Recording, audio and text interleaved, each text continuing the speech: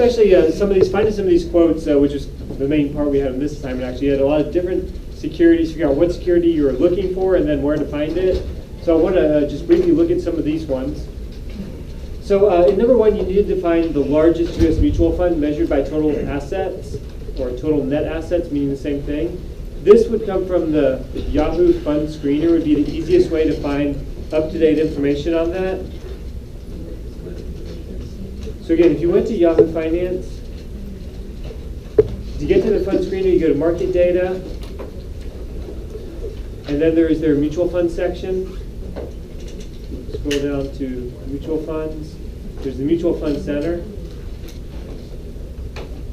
And within the mutual fund center, there is the fund screener. And so here, we want to rank the funds by size. We want the biggest fund, to know what the biggest fund out there is. There's a couple different ways you can do it. The easiest way is just go down here to holdings, and where it has net assets, you can just put in whatever the biggest is for minimum, because we want to get the biggest fund. So I'll set it all the funds that are bigger than $20 billion. And I'll do find funds. And again, as we showed in class before, you don't want this median market cap. That would be the size of the individual stocks that the fund holds, but not the size of the fund. So you want net assets here, and then if you do find funds, it will give us all the funds, but it's giving them in alphabetical order, so it's starting with ones that start with a number. If I click on net assets, it'll sort them by size, but it's starting with the smallest one right now. So it's starting with ones that are just above $20 billion in net assets. If I click it again, it'll sort down from the biggest to the smallest. And so here I'm getting a fund now, and if you see the number it gives, this is $389 billion in assets. So it's a large fund. It's $389 billion. This would count as the largest fund out there then. The current largest open-end U.S. mutual fund would be this. The Vanguard, what it is, a lot of this then is just interpreting the name. And they give it here just with a bunch of abbreviations. If you click on it, you can read all about the fund. You can go to the fund's website. You can find everything you need about it explained. What this fund is, it's the Vanguard Total Stock Market Index Fund. So as the name implies, it's an index fund. That's what IDX stands for. So it's a passively managed fund. It just tracks the index. And as far as what index it tracks, it is the total stock market. So this fund just tracks the total stock market. Everything in the stock market. You don't worry about picking any individual companies or anything. It just buys all the stocks out there. So it just tracks the total stock market. And the mutual fund family or company that runs it is Vanguard. So Vanguard, again, is known for these index funds. This is the biggest index fund out there.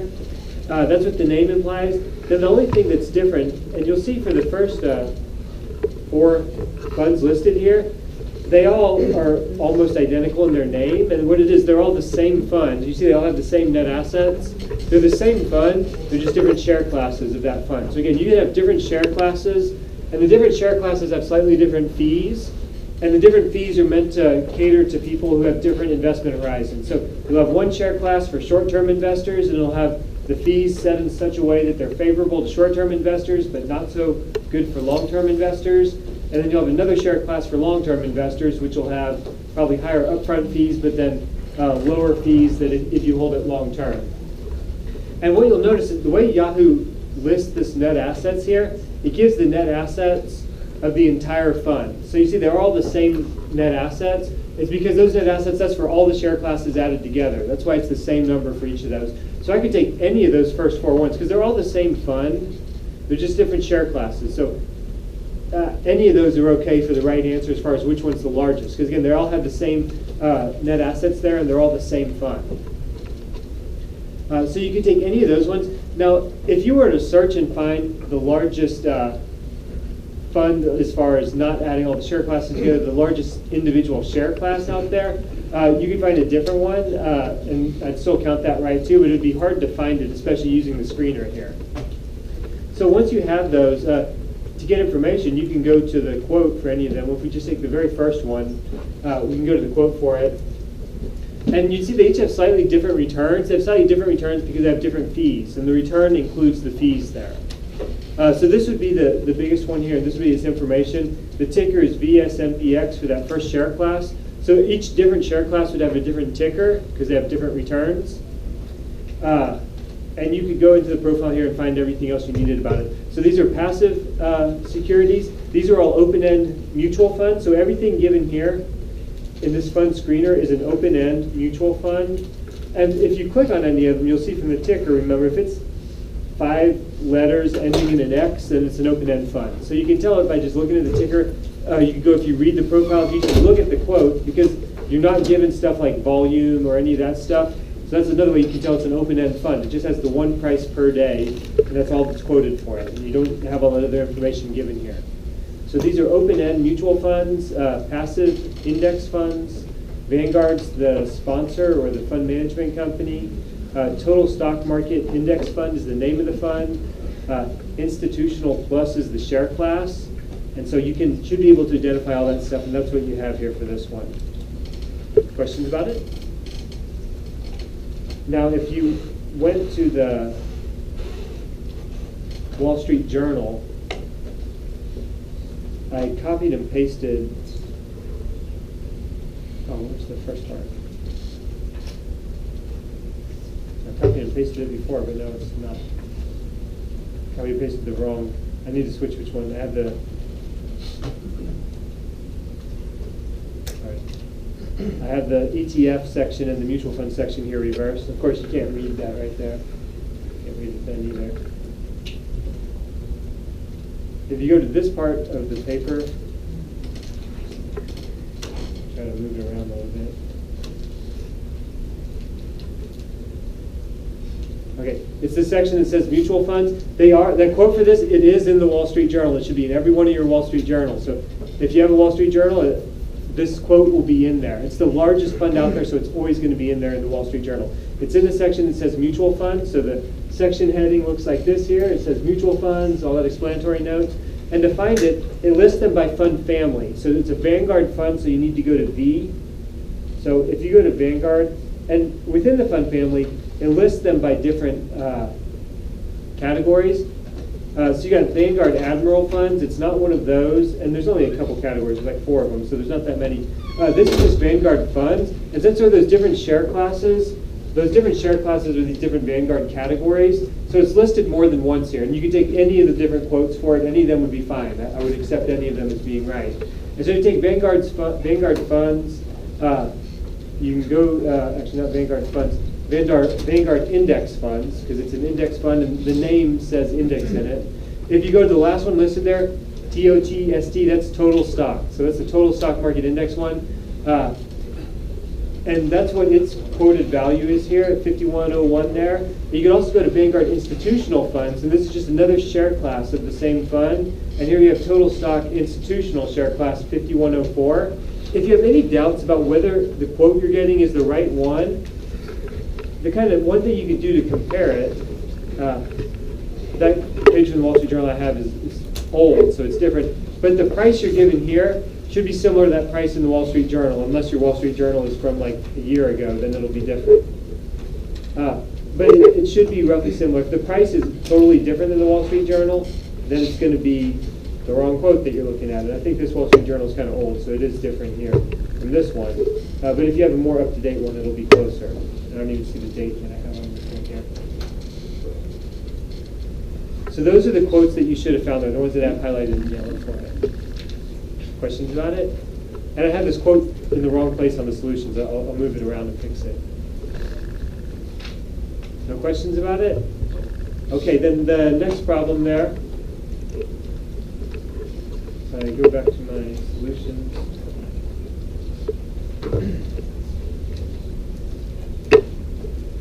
For number 3 then, we're looking for the largest ETF. So it's kind of a similar process, but you're not using the fund screener, you're using the ETF section of Yahoo Finance. It's not really a screener technically, but they have a section on there where you can sort by ETF information. And again, since these are the most commonly traded securities out there sometimes, it's good to be comfortable just, you don't have to do so much of these screens, you just have to find a single security here. So just for both personal financial reasons, that you'll eventually have money to invest through a pension plan or something, you need to be able to find these kind of securities out there, because it's likely stuff like this is what you most likely would have your pension savings invested in. So it helps to be able to find this stuff. If we go to the ETF Center, so there's a whole ETF section here. So So it works a little bit differently. The default here that it gives you is it sorts everything by return, and we looked at this in class the other day. If instead you click on operations, then you can sort by size. And so what we want to sort by here is net assets, and it starts out sorting by net assets is the default, so we don't even have to click anything then. It just automatically comes up with the largest fund here. And if you see the first one here, the largest fund, it's the Vanguard Total Stock Market ETF. And this is kind of interesting the way Vanguard does this. It's not exactly typical, but for this one, the way they've done it is they actually have an ETF version of the identical same fund, and they treat the ETF as like another share class. So technically it's not really a share class of the open-end fund. This is actually an exchange-traded fund, but they treat it as if it's like an additional share class. So it's kind of paired with that open-end fund that we just looked at. So it's still like the same fund, except now it's an ETF version of it. So its ticker is VTI. It's Vanguard's company. If you look at their net assets, again, it's the same number, the $389 billion. So it's still the same number for the total assets there. If you wanted to find the ETF that's biggest, that's not actually a share class, that's paired with an open-end fund, the biggest sort of standalone ETF, that would be this number 4 here, what we call the SPDR.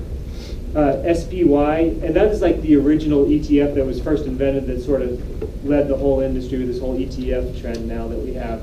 It's $174 billion. So it is smaller, but that's because it's only the ETF on its own. It's not paired with a bunch of those open-end share classes of an open-end fund. I would take either of those as being a right answer for this problem here. And then if we click on SPY here, it links us straight to the quote again. You can get all the information from it there for its quote. And if you go to the Wall Street Journal, then you can find that information, and that's what I have on a place down here with the exchange-traded portfolios. So the section of the Wall Street Journal, it's this section that looks like this. It says exchange-traded portfolios. And again, the reason it says exchange-traded portfolios is because these quotes here, they include both the exchange-traded funds and the exchange-traded notes. So you got ETFs and ETNs, and together those are called exchange-traded portfolios. And if we zoom in on it, you want to just go down to the one that says Vanguard Total Stock. And here it's even easier to check that you have the right one because they give the ticker here, VTI. So you can see that it has the same ticker, and then you know you have the right one here in terms of the quote. And this is in whenever the markets are open, and all you should have Wall Street Journals where the market's open, this will be quoted in there. It is in there in this ETF section. It's the biggest one out there, so it's definitely going to be quoted. If they quote any of them, they're going to quote this one because it's the main one, the biggest one there. And so then that's what its quote would look like here. Questions about it? So you need to define both of those and then to give that basic information about them. And again, they're both passively managed. And again, most of the biggest funds out there are these passive managed index funds. Now for the next part, for number 5, it's really just a matter of finding that information in the ICI fact book. If you didn't get it right, I say just go look in the ICI fact book now that you have the right numbers, and you should be able to find those numbers and see where they are. For the first one, it's just a matter of finding that number, $289 billion. And this is useful to think about again. Closed-end funds used to be the main way the fund industry was organized. It used to be that all funds were closed-end funds. It was originally all there was. And now they've become a really small part of the overall industry. So there's $289 billion in closed-end funds. That's small. That's compared with tens of trillions of dollars in open-end funds. So 289 billion might be a big number, but it's tiny. I mean, it's smaller than just that one total stock market index fund. That's just one fund that's bigger than this. And this is the sum total of all the closed-end funds. And then as far as what percentage of all investment company assets were in closed-end funds, again, there was a table in that ICI fact book that gave you all investment company assets, which means all mutual funds of all different types. The total amount in all different types of mutual funds was 18 trillion. And then you got 289 billion in closed-end funds. If you just divide one number by the other, that's what you would need to get a percentage. It comes out to less than 2%. So 1.59% of U.S. mutual fund assets are in closed-end funds. So it's really just a tiny, tiny piece of the market now. You know, it used to be the dominant type of fund that we used to have back 80 years ago or something. And then if you go through that fact book again, you look for some more of these numbers. As far as what percentage of equity funds. We're invested in index funds. So equity funds would be the largest single category of mutual fund assets out there, ones that invest in stocks. And of the ones that invest in stocks, though, most of them are actually actively managed. So about 80% are actively managed, and 20% are index funds. So within the category of stock, you still have a lot of active management. So index funds are big, they're popular, and they're very dominant in certain categories, but as far as investing in the stock market, you still have most of those being actively managed.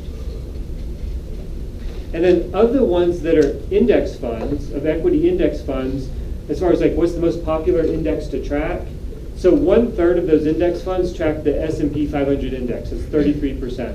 And then the other 2/3 would track all the other indexes that are out there, which could be the total stock market index, or it could be some specific index about like technology stocks or something else like that, or international indexes or something like that. So the S&P 500 is by far the main index that these funds track if they're an index fund. Questions about it? Okay, next, in number 6, we started now looking not so much at the securities, the funds and the stocks and stuff, but looking at the actual firms, the institutions that act as asset managers, that sponsor some of these mutual funds.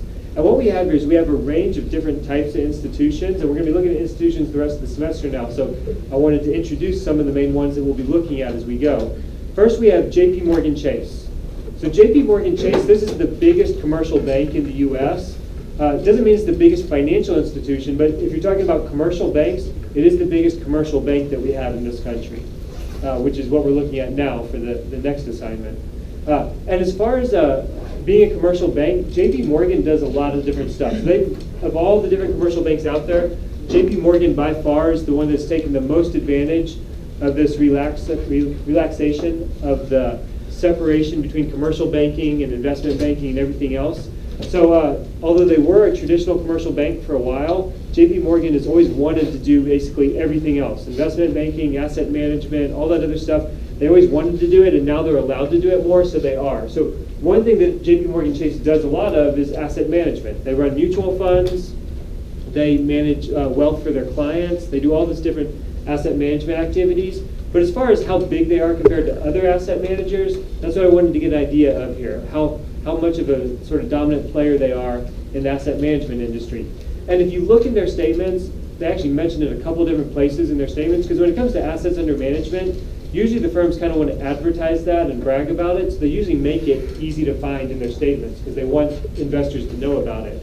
They manage $1.7 trillion of assets under management. Now that's not all mutual funds. A lot of that would be private accounts that they manage and separate accounts and stuff like that, but a decent chunk of it is mutual funds that they manage also. So they have $1.7 trillion in mutual funds they manage. Now the next firm we wanted to look at, Allianz. This is a large German insurance company, but as we've mentioned several times now, outside the US it's much more common for these big financial institutions to be what we call universal, meaning they don't do only commercial banking or only investment banking or only insurance. They do the whole range of different financial activities. So you got much more sort of diversified financial conglomerates outside the US, whereas in the US, most institutions are much more focused on just one activity. And a lot of that's, again, the result of US history and past US regulation that forced these institutions just to do one activity here. So Allianz its main activity would be insurance. It's a big life insurance company. It also does property and casualty insurance, but it also acts as a big bank and a big asset manager. And most big insurance companies are also big asset managers, because again, the way insurance works, you pay in money for your premiums, the company then takes that money, they invest it long term, and if it's something like life insurance, then depending how old you are, after a couple decades, after 20, 30, 50, 60 years, you die and then they pay back that policy, whatever it's accumulated to. So they're in the business of basically taking money and making long-term investments with it. So if they're doing that, that's very similar to mutual fund management. So usually what they'll do is they'll do that with their insurance money, and then they'll also offer a mutual fund. The same manager of the insurance money will also manage a mutual fund, and they'll offer mutual funds doing the same thing. So a company like Allianz runs a lot of mutual funds, and they do a lot of business very similar to mutual fund management. And so they have $1.8 trillion in assets under management, or 1.8 trillion euros in asset under management. If you just grab any quote from Yahoo or Google, and everybody will have a different exchange rate quote depending which day you get it, you can convert that to dollars. On the day I did it, that came out to be a little bit yet less than $2 trillion. And so that's their assets under management in US dollars. And now the scale of these numbers is good to get used to. So here we're talking in the trillions of dollars. So trillions a big number, but remember, this is not, when it's assets under management, this is not the bank's money or this firm's money. This is money from all their different clients. Usually it's pension savings, so it's retirement savings. Sometimes it'll be college savings accounts or just other types of savings accounts. So this money doesn't really belong to the bank. It belongs to the individual people, the individuals and households who have those accounts. The bank is just managing the money somehow, providing like an intermediary to connect that money to the financial markets, either through a mutual fund or some other type of account. So that money doesn't belong to the bank. So if you look at, say, the balance sheet of JP Morgan Chase, that $1.7 trillion here, that's not JP Morgan Chase's assets. It's not going to show up as their assets or their liabilities or anything. It's just money that they manage on behalf of other people. And the same with Allianz here. So they got a little bit more than JP Morgan Chase. So JP Morgan Chase is the biggest bank in the US, but as an asset manager, I mean, they're big, but they're not as big as, say, a large European insurance company here. The insurance company has more assets under management. Now next we have another bank, State Street, which in terms of overall size as a bank, when we talk about the size of a bank, what we have in chapters 11 to 14 now, you can really look at assets or you can look at liabilities. So sometimes when we say the size of the bank, we might measure it by assets, which essentially means how many loans they have, or we could measure it by liabilities, which means how much deposits they have. So you can measure bank size in a couple different ways, either by assets or liabilities, so loans or deposits. So this assets under management, this would be a whole different way to measure the size of the bank. And it's not really measuring banking size, it's measuring asset management here. State Street has about $2.5 trillion of assets under management. So it's bigger than JP Morgan Chase as an asset manager. It would be a lot smaller than JP Morgan Chase if we measured traditional banking. So if we looked at how many loans State Street makes compared to JP Morgan Chase, JP Morgan Chase would be a lot bigger. That's why we say JP Morgan Chase is the biggest bank, because they make a lot more loans. If we look at deposits, JP Morgan Chase would be a lot bigger than State Street.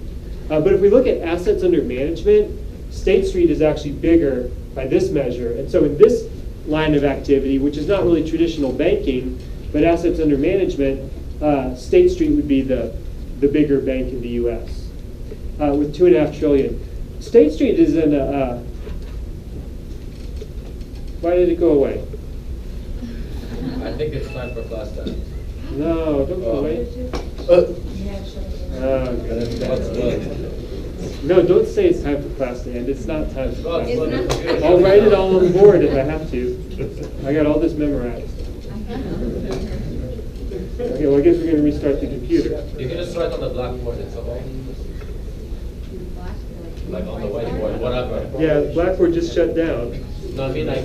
Oh yeah, those old-fashioned things. Yeah, old-fashioned. Yeah, I wish we had a blackboard. Okay, we'll restart this for a second. Okay, State Street. We can talk about State Street. It is a unique type of institution that we don't have a whole chapter on it here. The book doesn't even really mention it. There's what's called custodian banks. And custodian banks, it's basically, if you think like a safety deposit box. You got like a little safe where you keep your safe stuff. Those used to be really popular, but now they've kind of all gone away because now people don't have physical assets, they have electronic ones. So people don't need safety deposit boxes all that much. In old times, people actually had like pieces of gold and stuff they would keep in them. That we don't actually, I'm going to speed down, it's going to restart.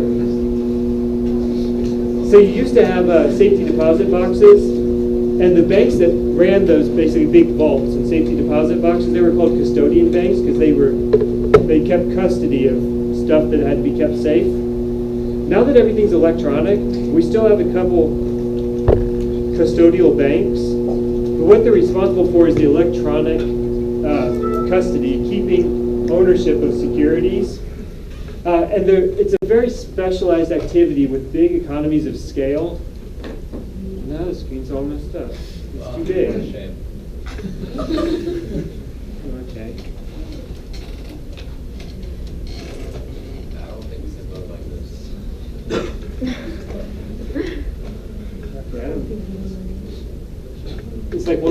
screen. It's not even. Why my display settings changed?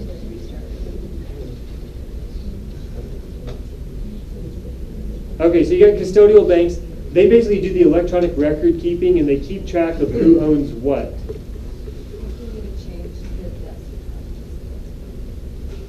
Yeah.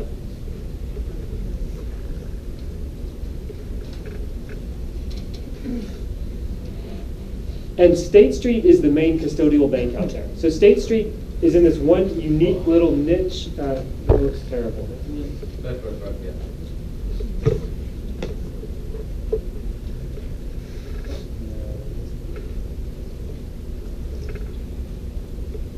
Okay, we'll have a bad resolution, but at least it'll fit there for now. We'll figure it out later. Okay. So we're saying about State Street. And so they are a custodial bank. So they hold assets on behalf of clients. And basically that involves asset management, which is why they actually rank as one of the biggest asset managers, because they basically do the electronic record keeping of who owns what for all the different securities out there in the US markets. So whenever a big firm like an investment bank wants to, say, borrow securities because they want to short sell or something like that, basically State Street ends up holding those securities on behalf of a client. So they get this big number here for assets under management. State Street also runs a lot of mutual funds. So that's why they show up here. $2.5 trillion, so that's pretty big, again. Because remember, there's only, from what we had back here, there's only $18 trillion of mutual funds altogether if you add up all the mutual funds together. So these are large amounts that they have. And then the last one, there's a firm, it doesn't do any banking. All it does is mutual fund management. It's a pure mutual fund management firm. We looked at this last time, a firm called BlackRock. They are by far the dominant, the king of this industry worldwide. They manage $4.6 trillion of assets. Actually, it's 4.7 trillion in their last statement there. They are by far the largest asset manager in the world. So they manage a substantial chunk of everything. And as we were looking, they manage all this money, and they actually have their own little artificial intelligence software computer stuff that decides what stocks to buy and sell with all this $4.7 trillion. And then they license out that software to all the other asset management firms also. So all the other firms basically do what BlackRock tells them to as far as how they actually choose which securities to invest in and what to buy and sell, which is like a huge risky thing, I think, for the whole system and the whole world economy. But that's how it works. So BlackRock is a really dominant, important firm with this. Yes? So no one has created another system? Oh yeah, but nobody can compete with BlackRock on it. So, I mean, it's one of those things, the bigger your system is, you get those network effects, and so it becomes more efficient to use that system than another one. So there's lots of other ones who want to try to compete with it, but none of them are recognized as being as good. And there's a higher cost to using any of the other systems, so people prefer to use BlackRock's system. And why does BlackRock even use it out? To make more money and to control everyone else. I guess they have an incentive that if they know what everybody else is doing because they're telling them what to do, it gives them a slight advantage with it. But still, I think it makes sense that competitors should be able to get in on that. And I mean, the real danger is that if you have everybody thinking the same, then if they miss stuff, everybody's going to miss it. It makes markets less efficient. And it also, if there's an error in the system, that makes big problems for capital being misallocated, that it's not being directed to the best uses there. But BlackRock's really good at what they do, which is why they are so big and why they've come to dominate the industry like this. And so if you look at BlackRock and if you look at their income statement, so a lot of these firms, because these assets don't belong to these individual firms, these asset managers, they don't show up on their balance sheet, so you don't see them as assets. If you want to see how they make money doing this, you got to look at their income statement. So if you look at the income statement of a big asset management firm like BlackRock, the way this shows up as how they make profits on this is you got an item called investment advisory fees. So investment advising, again, that's running mutual funds, providing investment advisors, and the fees they charge for that, that's how they make most of their money. And it's pretty much just pure profit that they make. So they get $6.7 billion for the main category of that, the total about $10 billion. That's how much BlackRock earns every year just through fees, and these are those management fees on the mutual funds then. So you have the mutual fund, you have that management fee you pay, It goes to the investment advisor. This is where it goes to. It goes to BlackRock, and there's a total of $10 billion a year of them going to BlackRock for those kind of fees. And that's how they make their money. Questions about it? Okay, next then, we had an article which was appropriately about BlackRock, about basically a snafu or somebody messed up bad in terms of one of their funds. And so it was useful to read about the technical workings of how one of these funds works. And the fund that we were talking about here, it was called the iShares Gold Trust Shares. So what iShares are, if we go to the article here, we can look at briefly at what it was about.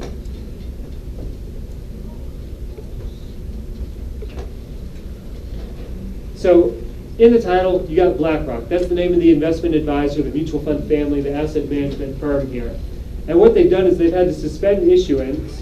So again, issuance is when you issue new shares. Like it could apply to an open-end fund. When you send money in, they issue new shares and they give them to you. Or it could apply to an ETF. With an ETF, you can buy and sell the shares in the market, on the stock market. Or if you're a big institution, you can also give them money and they can issue new shares like in an open-end fund. So ETFs, the thing about them is they're a hybrid. They trade on the market like a closed-end fund or like a stock, but they can also issue and redeem shares like an open-end fund. So they have features of both of them. And basically, this seems like idiotic for a firm as big as BlackRock should know better. They forgot to file their paperwork with the SEC. So remember, anytime you issue or redeem a security, you got to file the papers with the SEC. That's the SEC's job.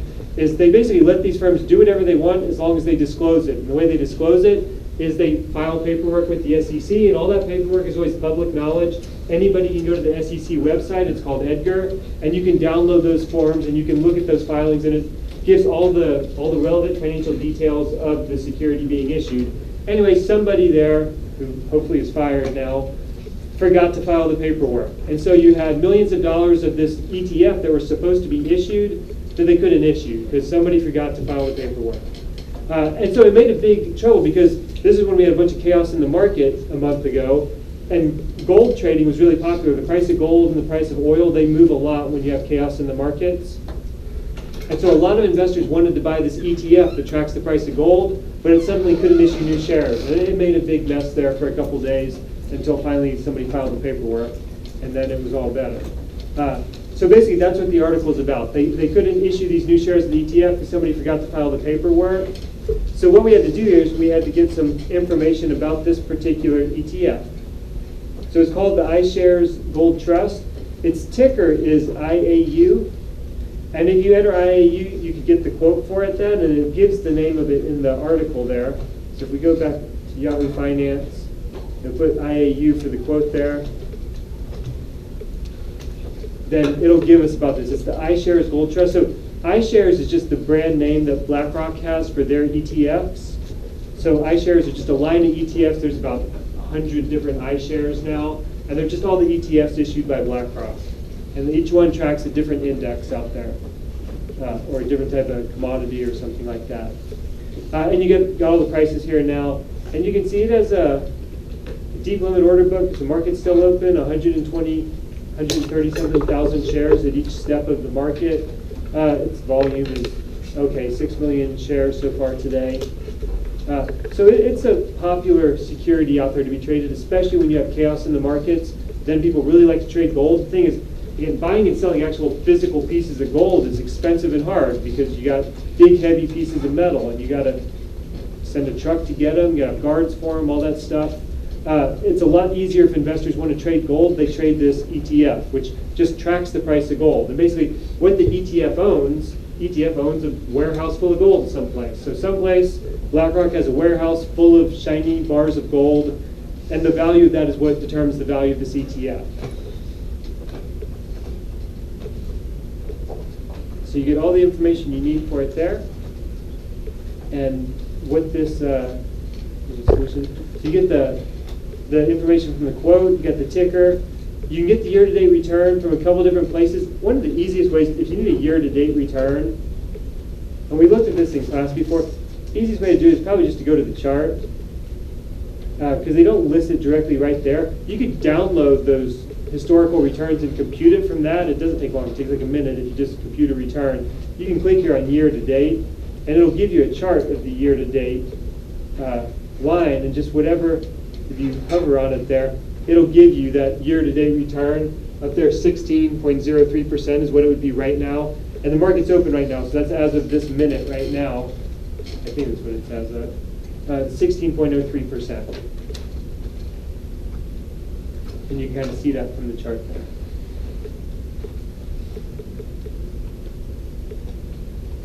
And what this is an exchange-traded fund. It's an ETF. So if you read any description about it, and this, I think, probably these questions about what type of security they are, that was kind of the part I was most concerned with, is you got lots of different quotes here, and these are all closely related securities, but you got to be able to tell which security each of them actually is. So we had a mutual fund, we had an ETF, we have now another ETF, but this is an ETF that tracks a commodity, which is gold. But this is not buying and selling gold. This is buying and selling an ETF.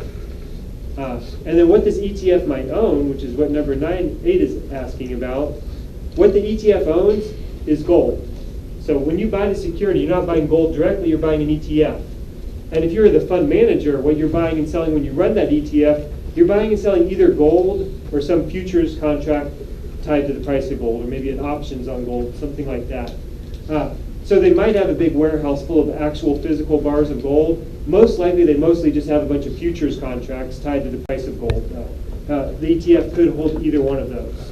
And so as far as what it holds, the name is just gold. You could get a quote for gold, and the Wall Street Journal gives quotes for actual gold. They're quoted in dollars per troy ounce, traded in London every morning, I think at 9:30 a.m. They have what's called gold fixing, where they basically survey a bunch of precious metals traders and they get their average price for gold. You got the closing price. This is just a quote that I looked at for that particular day. It came from the Wall Street Journal. I can copy and paste that page of the Wall Street Journal here also. That was as of March 14th that I took that. And what that is a commodity. Now you could also, in the Wall Street Journal, they also have gold futures prices. So you could look at the futures price for gold. That would also be okay to give here. So you could get a quote for the futures price, and then that would be a derivative contract. That would also be acceptable to give for an answer here. Questions about it? And then number 9, the firm that issues that security. So as the title of that article implied, that ETF is issued by BlackRock.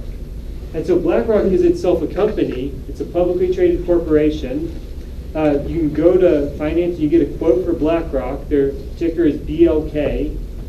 And if you wanted to buy stock in BlackRock, it's $338.41. So if you bought stock in BlackRock, you're not buying any of their mutual funds. You're just buying stock in BlackRock, a mutual fund advisory firm. It's kind of like buying stock in a bank or an insurance company, something like that. But you're just buying stock in that management company. You're not buying any of the individual funds then. So this is the management company, but owning it is totally separate from owning any of the funds that it runs. But you could buy stock in BlackRock, $338.41. There's all the information from its quote. You can get it on Yahoo Finance, just the same as any of those other ones.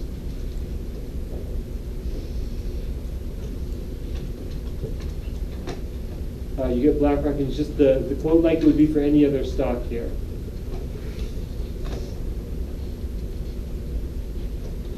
And so we get that. And so what that is, that the security you're buying there, that's stock. That's not an ETF. That's not a fund. That's a company. What they do is their business is they run other mutual funds. But buying stock in BlackRock is just buying stock in BlackRock. And so the security you're getting is stock. And the weird thing about buying stock in these fund management companies, again, is that most of the big fund management companies are actually not publicly traded corporations, so you can't actually buy stock in most of them. So Vanguard and Fidelity are both private companies. They're privately held. They don't have stock traded on the stock market. So they are really big in this whole business of running mutual funds that invest in the stock market, but you can't actually go buy stock in Vanguard or Fidelity, but you can buy it in BlackRock. So that's why they make a good example here. Questions about it? Okay, that was that assignment. Next assignment now is the one about financial institutions, about banks. let's review about how a bank works again for a minute. We can look at some of this stuff for the banking industry. Actually, since we've been looking at this stuff now, it'd be good to look at the statements for one of the big banks out there to kind of compare how it looks with some of these other firms.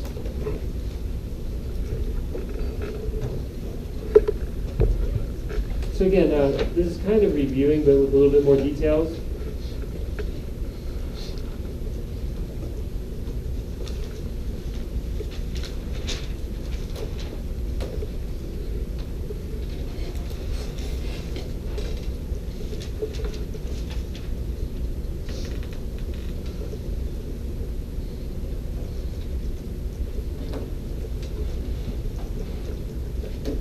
You can classify banks lots of different ways again. Three terms that you'll commonly hear: commercial banks, merchant banks, investment banks. And I guess we could also add, since I was just talking about it, I'll add it also. Custodial banks. Most of the time when we talk about banks, traditional banks, we usually refer to the first two: commercial banks and merchant banks.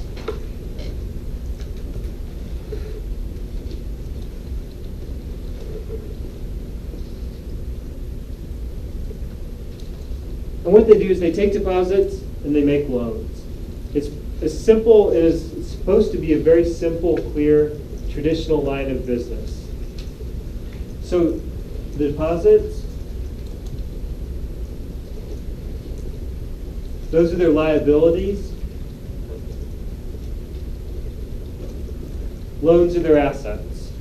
And the idea is both deposits and loans have an interest rate attached to them. So when they take deposits, they have to pay interest to the depositors.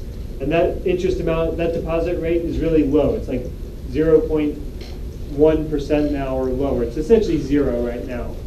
When you make loans, they charge another interest rate, which is higher. The interest rate on loans right now is around 4%, depends again exactly what type of loan it is. The lowest rate they would charge for a loan is about 4% right now. So they basically pay zero on the deposits, they earn 4% on the loans, and that difference there, that margin is how they make their money if you're a traditional bank. Now custodian banks, again, they do something different.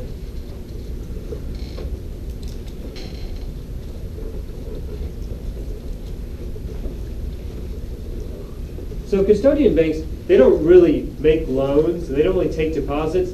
Think of them just as being like a giant safety deposit box. It's like a big vault. And they just hold stuff and do safekeeping for you. And it used to be physical items that they actually did. It was like gold and jewelry and stuff like that. Now they do it purely electronically. So now they're just holding securities electronically on behalf of clients. Custodian banking, there's only a handful of banks out there that do that. So it's a really obscure, not all that important segment of the industry. It's only important if you look at how the whole financial markets work. And since we're looking at the whole system here, we should just know that such banks exist. The biggest one really is State Street. You also see First Boston, which is now part of Credit Suisse, is another big one. And then there's Bank of New York Mellon from New York and from Philadelphia. They're the other big custodian banks. You don't hear all that much about them unless you actually look at the technical workings of the markets. But they look big on paper because since they're holding all those assets, there can be trillions of dollars of assets that they hold. So they look really big in terms of asset management, but they aren't actually doing all that much exciting out there. And then investment banks.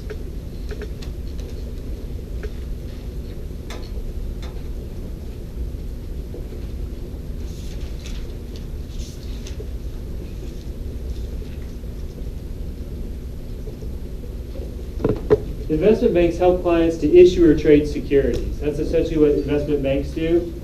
That's very similar to asset management. Asset management would be where you trade the securities for your client. Where investment banks, if you issue those securities, that's what we call underwriting, and we'll come back to that again. If you trade those securities yourself, then that's basically trading, we call it. If you help other people to trade, that's brokerage. If you trade for them, that's asset management. And we'll look at all those when we get to chapter 16. We don't need those yet for now, right now. But basically the point for right now, it's not taking deposits and making loans. It's a bunch of other activities that we would call investment banking.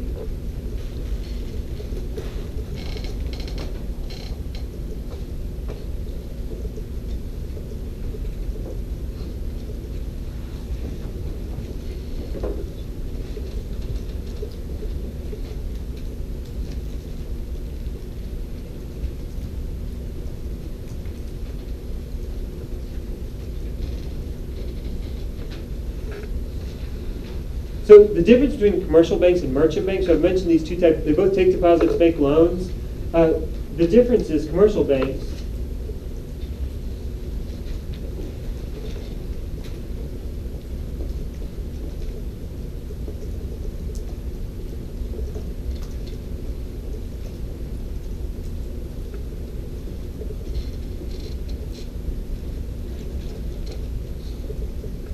so commercial banks, their main type of customer is just individual people and households, and their most important product is home mortgage loans. That's the main type of loan. That's the biggest single type of loan that they make are home mortgage loans. Now merchant banks,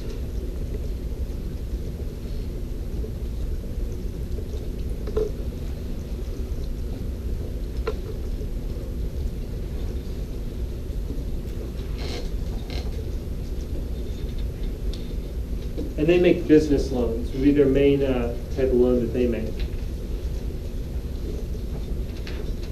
Now, another quick history of U.S. banking.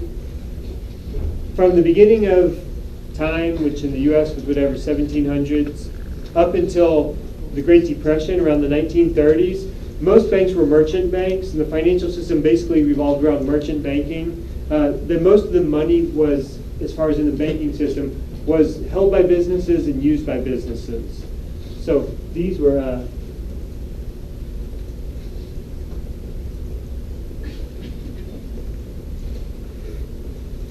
merchant banks were very much the dominant form of business in the banking industry up until the 1930s.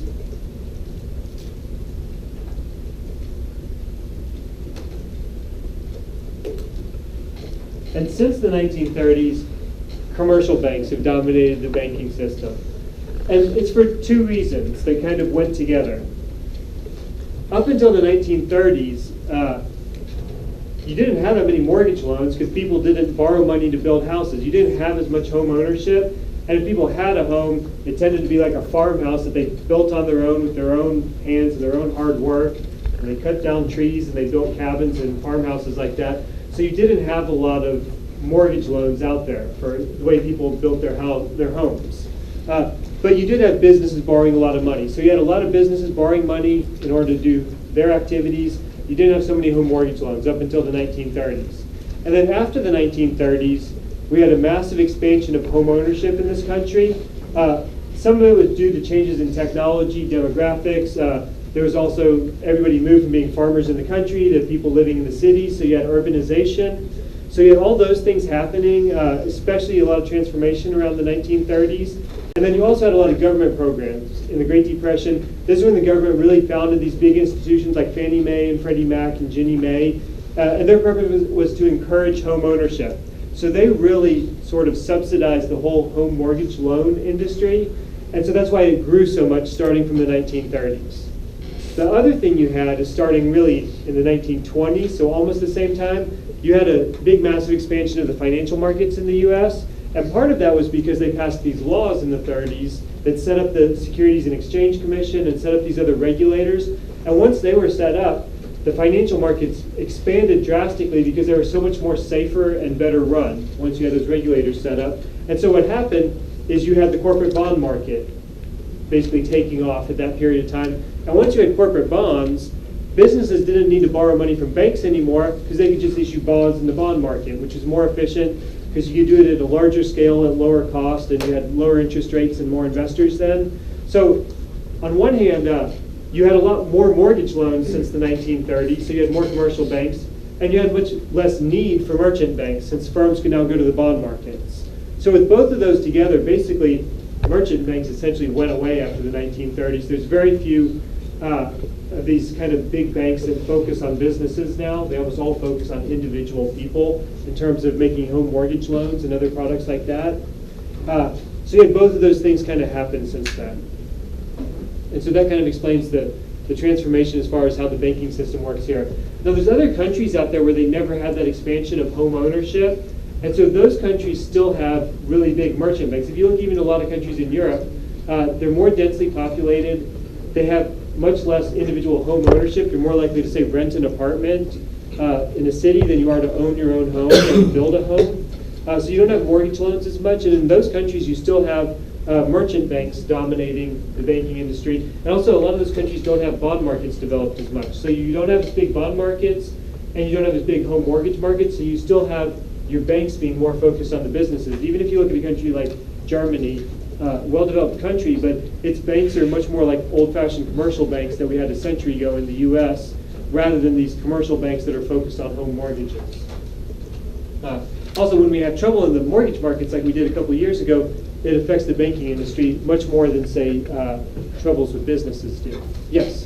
Why do economists like in America specifically think that homeownership was going to help the economy? Was it actually like a sound theory, or was it just a political move? It was a bit of both, probably. It was definitely both of those. As far as how much of one and how much of the other, people probably debate forever. I mean, in the Great Depression, they wanted just to do anything to get people spending money. So they didn't care how inefficient or silly or wasteful it might be.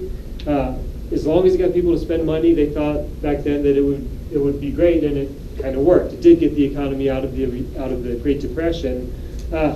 And most people in the States, most policymakers would agree that there's definitely benefits to having a lot of people own houses. It gives them a stake in the community. It makes them more interested in the whole democracy and the system. It does all sorts of things that are good. There's also some disadvantages to it, but they're probably more abstract and harder to measure. Again, it makes people spread out, so we don't live in dense cities like in Europe. We're all spread out. It leads to urban sprawl and all that kind of stuff.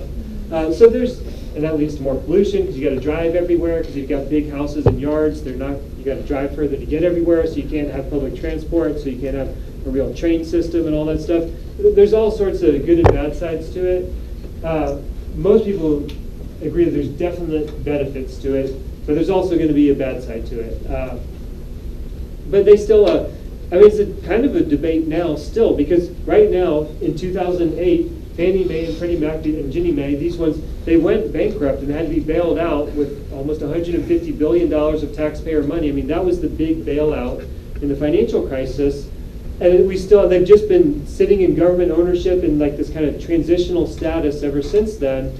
And we still have no idea what's going to happen with those two big organizations, which basically run this whole home ownership, home mortgage subsidization business. So as far as whether we want to continue having this sort of government subsidy to encourage home ownership, or whether we just want to get rid of it, it's still completely undecided. And there's some talk about it with the presidential candidates now, but none of them have really taken a very strong position on it. And Congress said in 2008, they said it was going to be like a one-year thing, and by 2009 it was going to be resolved and fixed, and they would decide what's going to happen with them, but still they're sitting exactly the same there in government ownership now. Nobody knows what's going to happen to these institutions, and thus it's still completely undecided as the future of how we're going to, as a country, treat this whole home ownership and home mortgage business, whether we're going to subsidize it and encourage it, or discourage it, or just leave it up to the market. It's just completely undecided now. Congress has made essentially zero progress on doing anything about it over the last decade now. What do you think would be best? I'm usually very technocratic. I think we could do it either way. I'm more concerned that it's done competently. So I think we could encourage home ownership in a competent way, or we could encourage it in a really sloppy way that would make a mess, or we could discourage it in a competent way or a sloppy way. I'm more concerned whether they do it well, rather than which way they decide to do with it. Mostly we probably don't need that government subsidy, I don't think. I think if you design the program properly, the market can provide all the financing you need for home ownership. If you design the program badly, then the market will fail and you have no choice but to subsidize it then, and that'd be bad for everybody because it's just an inefficient way to do it that way. But that's trusting Congress to come up with an efficient way to put together a market program, which probably won't happen. So I probably won't get what I want either way. So that's kind of the story behind it, why we have these different types of banks. What we have now, instead of merchant banks, you'll see another term.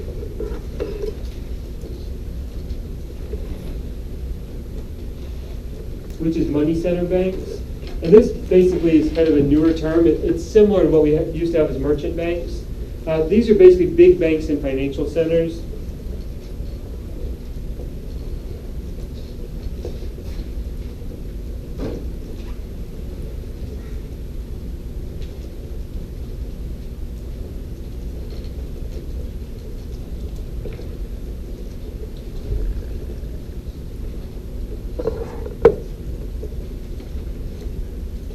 And the money center banks, these are just the big banks in the financial centers, which essentially means in New York City. Although there's a couple in Chicago and San Francisco also. I guess probably they want us to say that there's one here in Dallas, but I don't really think of a real money center bank in Dallas. These are the big banks and financial centers that serve their big corporate clients. So these are kind of the banks for businesses. There are not all that many of them, and they're not all that big actually compared to the big commercial banks. So the big commercial banks that we have, this would be Wells Fargo, Bank of America. They really fit there. I guess JP Morgan Chase is probably considered a big money center bank. But they're also a big commercial bank. I mean, JP Morgan Chase still, their biggest product is going to be home mortgage loans. It's not going to be corporate loans or business loans. So they're sort of a money center bank, but the biggest one that's probably purely a money center bank would be this one, Citigroup. Citigroup doesn't have a whole lot of retail individual clients making home mortgage loans. They serve more towards businesses. So you'll see Citigroup is probably the one that's most a kind of traditional merchant bank, money center bank, of the big ones that you'll hear their names of.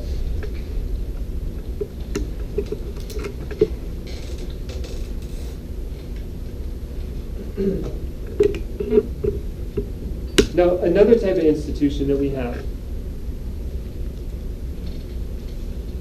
goes by a couple different names.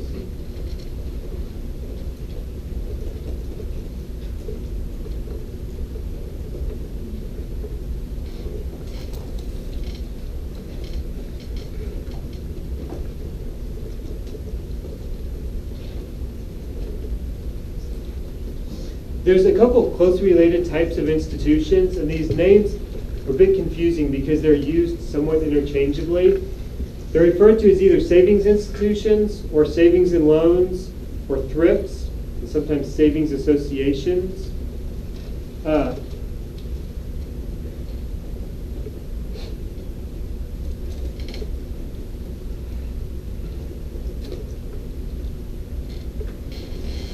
These are basically like small commercial banks. They tend to be small and they tend to be local, just within, like, say, a county or a town, something like that. They essentially now are the same as commercial banks. We have them listed differently, like under a different name, because in old times they were very different from the other banks. So prior to the 1930s,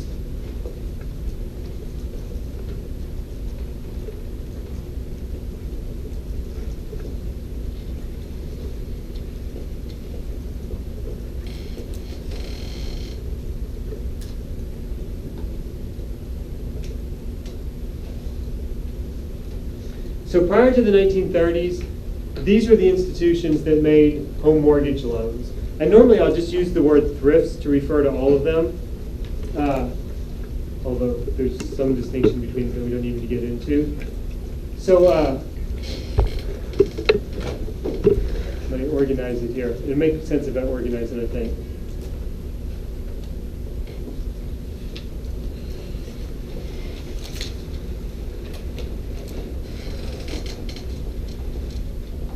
Okay, so prior to the 1930s,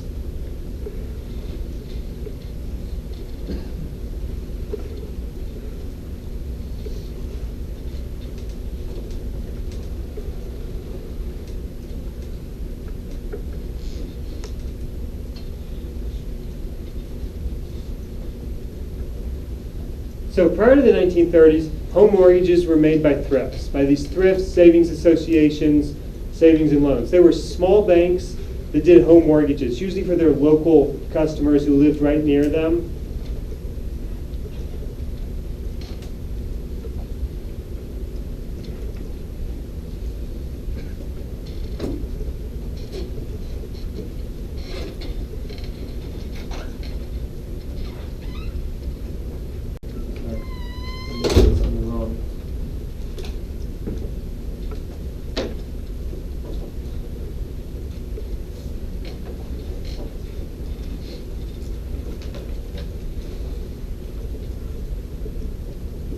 So prior to the 1930s, you had home mortgages, which were made by thrifts, and you have business loans that were made by merchant banks. after the 1930s,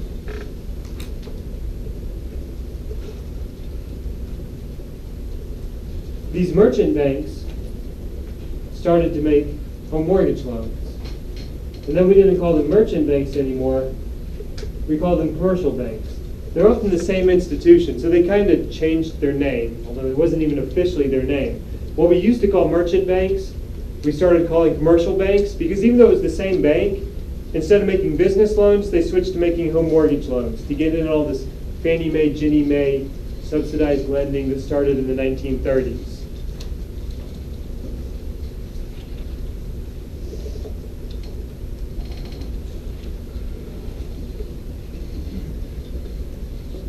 And so business loans then were taken over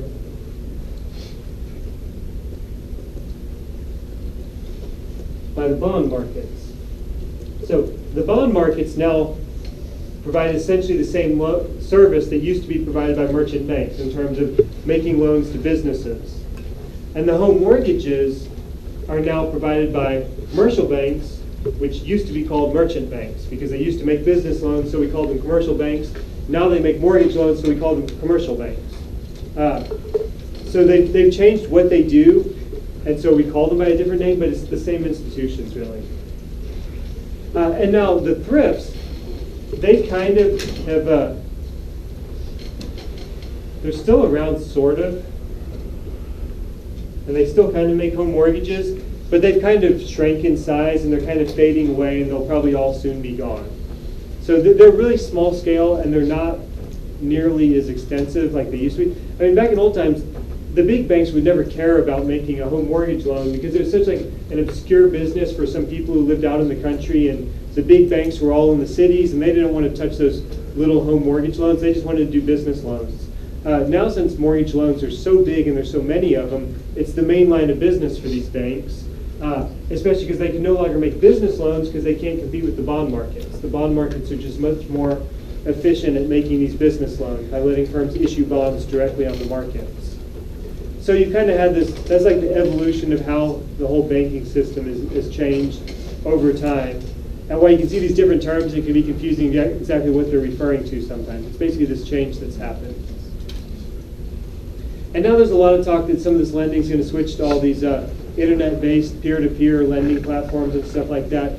That's going to be decades away if it ever really, right now this stuff is still less than 1% of loans, and so it might make a difference sometime in our lifetimes, but it's going to be a while, quite a while before that significantly impacts any of this. Okay, let's look at a bank's statement so we can see some of this. Okay, so if we take Wells Fargo, they're a good statement to look at. Wells Fargo is one of the biggest banks. It's in the top three. Depending how you measure it, it's usually number three, with JP Morgan Chase and Bank of America being the first two. But by some measures, Wells Fargo is bigger than Bank of America. So it's either number 2 or 3. And Wells Fargo is famous for being boring and safe. That is they don't try to do any kind of investment banking or any of that. They just purely try to do they take deposits, they make loans. It's not very exciting. It doesn't make big profits, but it makes consistent, regular, small profits, and it's not risky. They don't get into trouble. When there's a whole financial crisis, Wells Fargo is just fine. Nothing happened to Wells Fargo. All the bigger banks that were, well, there's not that many bigger if they're number 2, but all the other big banks that were involved with investment banking or something, they got in a lot of trouble. So we need to probably go to About Wells Fargo. And from there, there'll be the Investor Relations tab. It's always there someplace. And that will take us to their annual report, so we can look at their annual report. So we got the 2015 annual report, and they file theirs more timely. And again, it always starts out with a bunch of happy people. They're happy because they're paying money to the bank. And Wells Fargo's happy, at least they're paying money to them. If you go through, you can see some of they try to tout some of their numbers. Eventually you get to some of their main numbers they list. It lets you know what they think is important. So some of this stuff is useful to look at. They got net income, so their total profits, $23 billion. That's large. I mean, they're a big bank, so that's a lot of money that they're making for a big institution. Not anywhere as big as like Apple or Google makes, but they're exceptions. You got their main profitability ratios. Those are common to any company. The stuff that's specific to banking, you have your average loans, how much they make of loans on their balance sheet. So if you look at their assets, this is how many loans outstanding they have, $885 billion. So a little bit less than $1 trillion. So it's large. I mean, they're a big bank, but still remember, so that represents mostly home mortgages. Business loans now go through the bond market. So they make $885 billion, a little bit less than $1 trillion in home mortgage loans. Their total assets is about twice that. So as far as if you look at their total assets altogether, about half of it is loans and half of it is other stuff.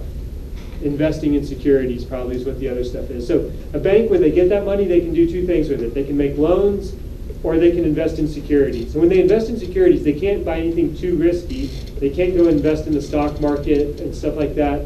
They basically can invest in bonds, which would just be buying, it'd be similar to making loans except going through the bond market. So they either make loans or they buy bonds.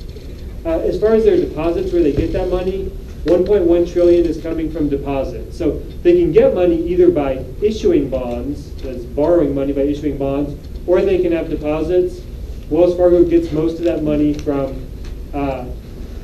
deposits, from getting deposits. And of those deposits, the majority are from individuals and small businesses, $680 billion, rather than, say, large corporate deposits, which are usually used more for those corporations' trading purposes.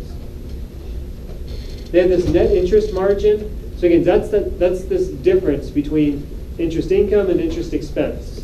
So the amount that they're earning on their loans minus what they're paying on their deposits as a percent of their loans, basically.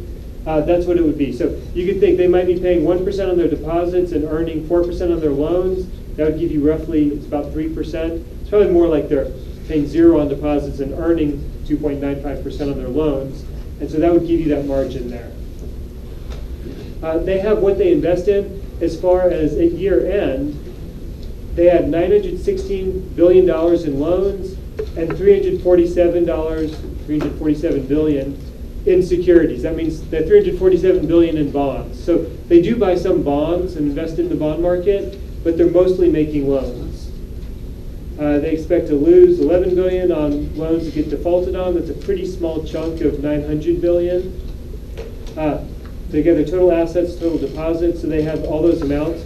One thing with the bank, banks are extremely levered relative to other businesses. So again, you have leverage how much debt a firm has. One of the things that makes banks unique and makes the whole banking industry unique relative to other industries is that banks are, by design, they're supposed to be really highly levered. The whole point of a bank is to have a lot of leverage. That is, they borrow lots of money. The way they borrow money is they take deposits. So deposits represent money borrowed by the bank that they have to give back whenever customers ask for it back.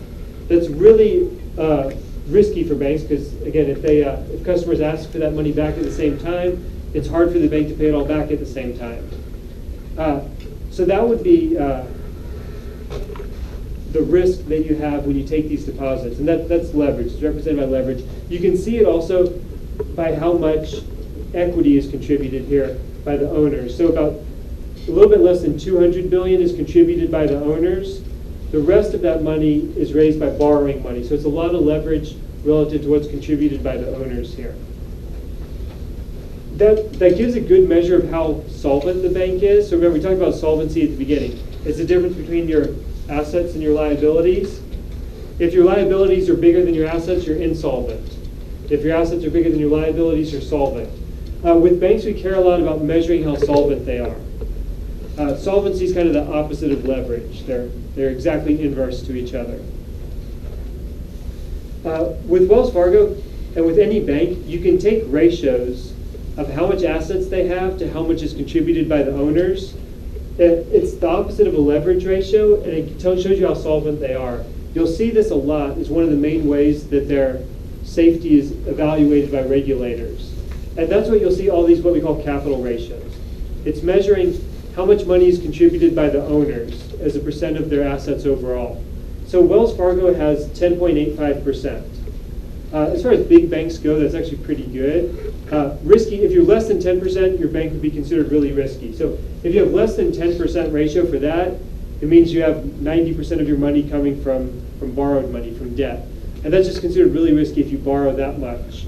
So a lot of the new regulations, especially for large banks, they go around basically these values of these ratios, these capital ratios. Especially this international treaty between banks in different countries. There's a treaty again called Basel. There's 3 versions. We're now in Basel III. It basically sets out these capital ratios that are required for big banks that operate globally. And it kind of started at 8%. They had to have, now it's being raised up to 12%. So big banks should have these ratios above 12%. And the way you measure these ratios depends which debt or which equity you count. Normally there's the tier 1 ratio. That's what needs to be above 12% now. And so Wells Fargo is above 12%, so it's comfortable with that. And these different variations on the ratio, they're just different ways to count your different liabilities and different ways to count different types of equity towards these ratios here. And they measure how safe the bank is. The idea is the bank wants those ratios, well, the bigger the ratio is, the safer the bank, but the less profitable it is. The lower ratio is going to be a lot more profitable, but it's a lot more risky. So you kind of have some of those measures there given for a bank like this. And now for our assignments and what you'll need to look at for a lot of this, you'll need to go to the financial statements, again, which are given towards the end of these statements, and usually you can find it. If you look wherever all the tables start in the notes, it's going to be right before that. So we want the consolidated income statements and balance sheets. That's what's given here where these statements start for us. So first you got your consolidated statement of income. This shows where the bank makes its money, where they have to pay their expenses. So interest income is what we care about for a traditional bank. Wells Fargo has $49 billion in interest income. That's the money they earn on the loans they make. So this is all the interest payments being made on the loans outstanding to Wells Fargo. $49 billion, with 36 coming directly from loans and the rest coming from their other assets. As far as how much they're an investment bank compared to being a traditional bank, you could look at it that the money they make on loans here, that's their traditional banking income, $36.5 billion. Trading assets is their investment banking income, so about $2 billion. So they do a little bit of investment banking type activity, but it's really tiny compared to their traditional banking here with the loans. So they do a bit of both, but it's by far mostly traditional banking. And then their expenses, interest expense, that's how much they're paying mostly on deposits. And they have it actually $1 billion about on deposits, and then the rest is on their long-term debt. So they have some long-term bonds outstanding. They're paying very little on their deposits, so that's the difference between those. They're earning $49 billion on their banking assets, and they're paying out $4 billion. So they're making a healthy margin on that. Their net interest income, $45 billion. And then the other stuff you can measure is how much they make on everything else, all the fees they charge. Most of those fees are, some are going to be for banking, some are going to be for non-banking. And they have $40 billion here. So if they like managed mutual funds, those investment advisory fees, that would be this non-interest income. So you can see how much they do stuff like asset management relative to traditional banking. You can see all that kind of stuff here. So they get that from a variety of sources, mostly from trust and investment fees. So that's really asset management and custodial banking. They do some of it, and they earn a decent chunk of money on that. They do mortgage banking. Again, that's just helping underwrite mortgages for other firms. They do a little bit of insurance. They do a little bit of trading, so $2 billion from their investment banking type of activities. But it's mostly from traditional banking that they earn their money. And then they have their other stuff. So that's how they earn that other money. And then they have non-interest expense. That's all their fees and expenses to their salaries and stuff like that. It's pretty similar to what they had for their, or it's far bigger than their interest expense that they had, which was only $4 billion. So you can kind of see just how they break down their operations, how much is from traditional banking and from other stuff by looking at this. And we'll be looking at these for the rest of the semester, the different institutions we look at now. So it's good to get used to looking at these things. And then in their assets, if you look at their balance sheet, you'll see their assets out of $1.7 trillion, they have more than half is loans. Net loans is $900 billion. And then they have a couple other things, mostly other assets, that go to add up to that total amount that they have now. That investment securities is the other big chunk. That, and they have Fed funds. So a lot of Fed funds is basically cash. Remember, this is money they have out there in the Fed fund market. They don't want it to sit as cash, so they loan it to other banks overnight. And they actually have a large amount of that. They have $270 billion sitting in cash at the Federal Reserve. And they just lend it out overnight. So those are the Fed funds sold. And then their liabilities, they have deposits. $1.2 trillion in deposits. And then some other items, long-term debt being the other one they have here. So you kind of see everything they do there. Questions about it? Okay, we'll look at the rest of this next time then. You got most of what you need for the assignment, actually. So you can make good progress on that, and we'll look at the rest of the stuff next time.